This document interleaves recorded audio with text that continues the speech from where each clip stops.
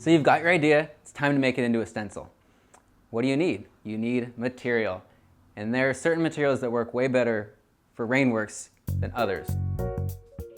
So the best materials to make Rainworks stencils with are materials that are semi-absorbent yet sturdy. Things that work really well are thick cardstock. Cardboard is awesome. You can scavenge your house, find old shoe boxes, cardboard boxes, even cereal boxes work well for making a Rainworks stencil. This stuff is really nice. This will be good. We've also used oil board and compressed cardboard that you use for like posters and such. Once you've got material, time to cut it into your design.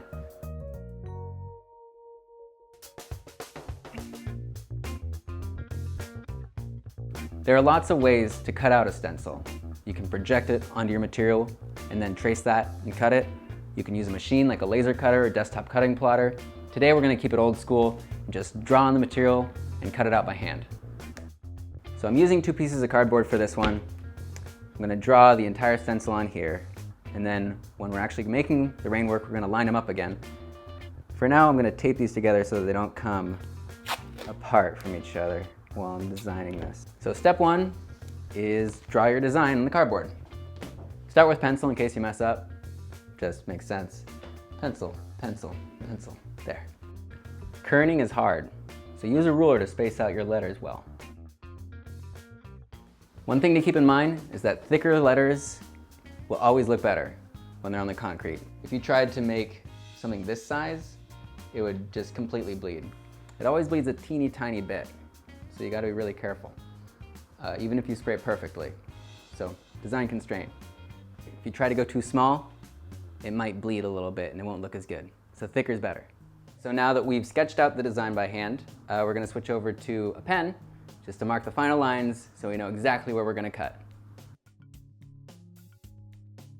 These marks will help us line up the 2 pieces of stencil later, once it's time to install. Since we've marked the alignment of the 2 pieces, we can get rid of the tape now because we can always just line them up later perfectly. And now we can cut them individually.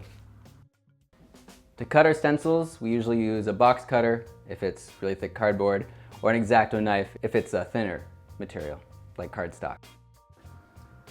When you're cutting out the letters, don't throw those letters away because we're going to need some of them later, you'll see.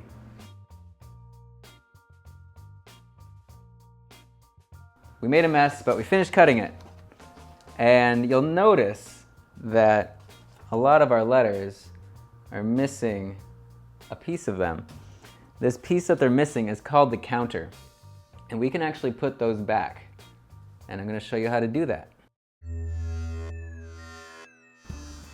String theory is when we use strings to hold the counters floating in place in the stencil. The cool thing about string theory and invisible spray is that when you spray your stencil, the strings won't show up in your design. So the kind of string I'm using here is cotton twine. You want string that is sturdy enough to not break, but thin enough so that it won't show up when it's sprayed.